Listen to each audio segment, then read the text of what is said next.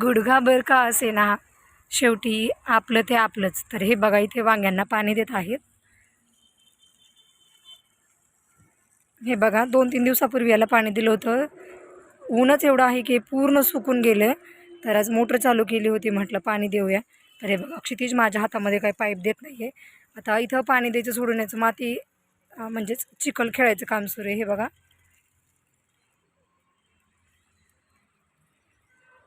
हा इकडे पाणी वाहिलं तरी तो दुसऱ्या वाफ्यामध्ये पाणी द्यायला काही तयार नाही आहे. क्षितिज बाळा इकडे घे, मोगऱ्याच्या झाडाकडं पाणी, मोगऱ्याकडं घे.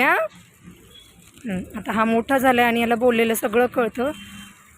आता जूनमध्ये क्षितिज 3 वर्षाचा होईल. तर हे बघा आता जे पप्पा करतात तेच आम्हाला करायचं. तर इकडे मातीमध्ये पाणी मारायचं सुरू याचं.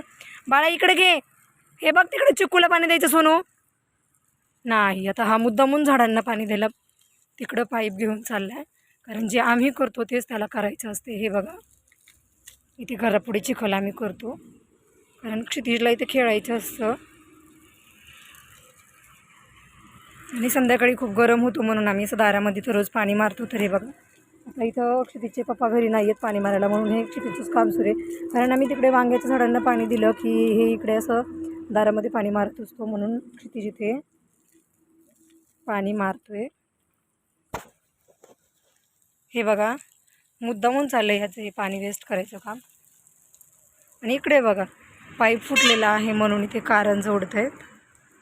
आणि क्षितू कधी कधी या पाण्यामध्ये सुद्धा भिजतो जेव्हा त्याच्या हातामध्ये पाईप नसतो.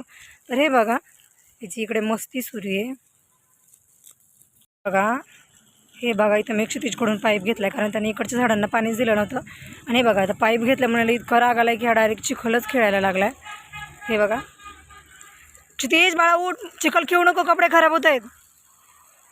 हे बघा याचं सगळं तोंड चिखलाने भरलेलं आहे. इकडं बघू दादू. हा अजिबात ऐकत नाही. आणि मग अशीच एकदा आंघोळ केलेली आहे तरीसुद्धा हा चिखल खेळतोय. आता मी इथे असं बोट लावून पाणी मारते झाडांना, तर हा ते पाण्याखाली गेला आहे कारण त्याला पाण्यामध्ये भिजायचं आहे. तर तुम्ही बघू शकता की हा किती एन्जॉय करतो. तर मी जिकडं पाण्याचं पाईप फिरवेल तो तिकडे जातो आहे. याला असं अजिबात वाटत नाही पाण्यामध्ये मी सारखं सारखं भिजलो तर मला सर्दी होईल, खोकला येईल, डॉक्टरकडे जावं लागेल. पण हा बिलकुलच ऐकायला तयार नसतो. हे बघा किती एन्जॉय करतो हा. हा बघा हा तरी ते आता पाण्यामध्येच बसला आहे डायरेक्ट येऊन. हे चिखल खेळू नको बाळा, कपडे खराब होत आहेत. पाणी खेळतो, चिखलात नाही खेळायचं, कपडे खराब होत आहेत, उठ.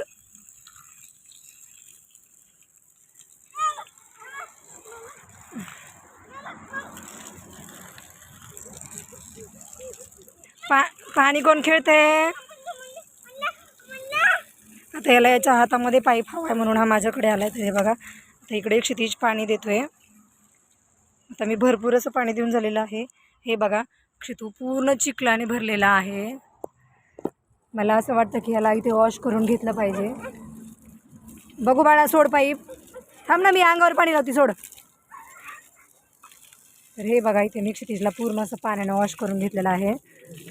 तिकडं बघ, पलीकडं बघ. त्याने सगळ्या अंगावरती चिखल चिखल केला तिच्या स्वतःच्या.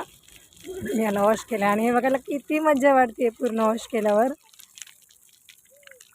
कोणाकोणाची लहान मुले असं पाण्यामध्ये खेळतात मला कमेंट करून नक्की सांगा.